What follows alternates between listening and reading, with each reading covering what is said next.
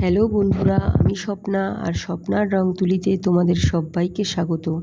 অনেক দিন ধরেই ভাবছিলাম যে একটা সাদা শাড়িতে ফেব্রিকের কাজ করব। আর সেই ভাবনা মতোই একটা সাদা শাড়ি কিনে আনলাম।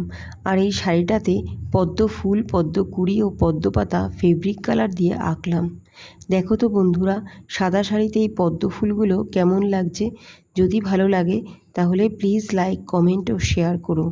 এর আগেও আমি একটা হলুদ শাড়িতে ফেব্রিকের কাজ করেছিলাম, তাতে তোমাদের অনেক ভালোবাসা পেয়েছিলাম।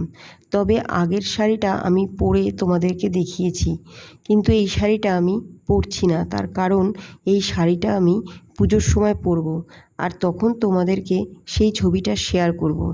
তো যাই হোক, ভিডিওটা যদি তোমরা ইউটিউব থেকে দেখো তাহলে প্লিজ চ্যানেলটিকে সাবস্ক্রাইব করো, আর যদি ফেসবুক থেকে দেখো তাহলে প্লিজ পেজটিকে ফলো করো।